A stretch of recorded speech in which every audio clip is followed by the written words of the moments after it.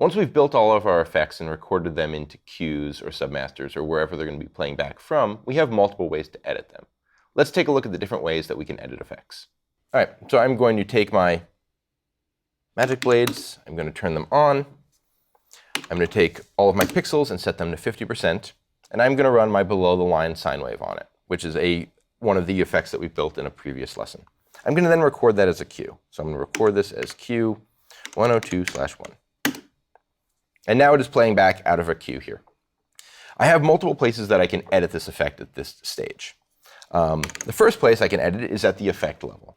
Effects are reference data, so anywhere that if I edit this effect, these changes will take place anywhere that this effect is used. So if I come in here and I increase the scale, right, I'm going to not just do it here, but if this effect is used elsewhere in my show, this will also function there. I have all of my other changes, grouping and trail, and all the other things that I can do to an effect at this level, and that's going to affect the reference data, which will affect it everywhere. This is great if I do indeed want to make these what I call non-sequential tracking changes, where I make sure that this effect will be changed in all of my cues. But sometimes I don't want to change things at the effect level. I just want to change something for this particular instance. If I want to make a change that is going to modify the effect for this cue only, but I don't want it to have repercussions on the rest of my show, wherever else that effect may be used, I have a tool in Live or in Blind to do that as well. And that is called the ESD, or Effect Status Display. If I hit Effect once, I am presented with the Effect Status Display. That is giving me a list of all effects that are currently running. Here I only have one effect running, and it's telling me that it is Effect 809. And I have some options here. So with Effect 809 selected, or if I just type in 809, if I have multiple effects, that's how I know I have that particular line selected.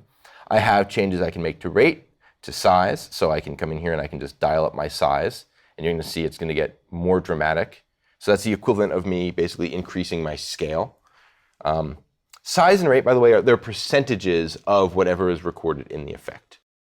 Rate is a percentage of cycle time. So in this case, if I look at this effect in the editor, my cycle time is 5 seconds. So in my ESD, 100% is equivalent to 5 seconds. If I make this rate 200%, it's going to be the equivalent of making the cycle time 2.5 seconds. It is doubling the playback speed of the effect. Same goes with size. Size is a percentage of scale. So I've now made this change. So I can also come down to the bottom here and change some other things. I can change my attributes for my effect here on a cue by cue basis. I also can change my duration, so I can have this run for just 1 minute in this particular effect, or have it run for just a particular number of cycles in this cue only.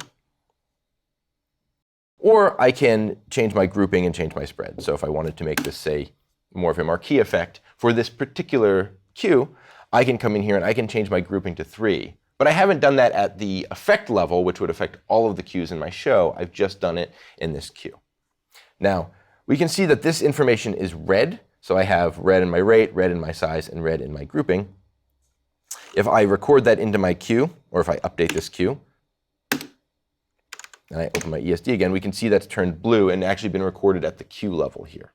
I've made this change at the cue level, but I haven't affected it at the base effect level. In fact, if we go in and look at this effect, we can see that its grouping is still set to spread, and its scale and cycle time are still right where we left them. So I've only made this at this particular cue level.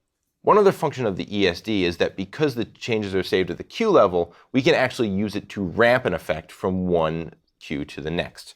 So, for example, in Q1 here, we have our sine wave, and it is running at its default values, so 100% rate and 100% size. If we want this, let's actually increase the size here, so that's a little more dramatic, and I'm going to update that into my cue. So now, in our ESD, we see that we have we've increased the size to 189. The rate is running at 100. Let's create a second cue. Record Q2. We are now in Q2, and we can see in our ESD that it is actually showing this effect data as having tracked from the previous cue. We know that because it's magenta, the color of a tracked value. So I can see in my ESD here that it's actually tracked this effect value from the previous cue. Maybe I want this effect to ramp up in speed from the previous cue to this cue. So I'm going to come into my ESD, and I'm going to actually take my rate, and I am going to speed it way up. And I'm going to update this cue. Now, as I transition from one cue to the next, if I go back to Q1, we see that my effect is running slow. And now as I transition from one cue to the next, it's actually going to speed that effect up in accordance with the timing of my cue. So if we were to look at the ESD and see kind of what this looks like, we can see here in Q1, my rate is 100, my size is 89. When I hit go, we can see that rate increasing, and it's blue because that's the color of a move instruction, has changed, but my size and all of my other information has stayed the same. So this is a good way if we want to speed up an effect from one cue to another, or slow it down from one cue to another, or make some other change to a running effect between two cues. ESD is a great place to make that change as well. One other often overlooked function of the ESD is the replace with function. If I open my ESD, down here at the bottom, my soft key 3 says replace with. This allows me to swap out one effect for another live on stage. So right now I have a channel selection that is using effect 809. It is running it from left to right. With that effect selected, and I know it's selected here because it's grayed, or I can type in effect 809 just to hedge my bets there. Replace with effect, and now I can choose another effect to swap out for this effect. I'm going to change it to my absolute chase. If I open my ESD now, I can see that it has actually gone in here, and where previously it had said effect 809, it has now swapped that out for effect 802, but it has maintained my rate and my size that I had previously set for that last effect. So this is a great way of, especially if you're using a bunch of canned effects that you have, oh, you know what, I don't want to use this effect. I want to use this effect, but I don't want to lose my channel selection or other attributes that I've set at the cue level for applying that effect. Replace with is a great tool to use to do that. Changes made in the ESD are subject to tracking and cue-only rules. So just keep an eye on that to make sure that the changes you make at the cue level move forward in your show file as you'd expect.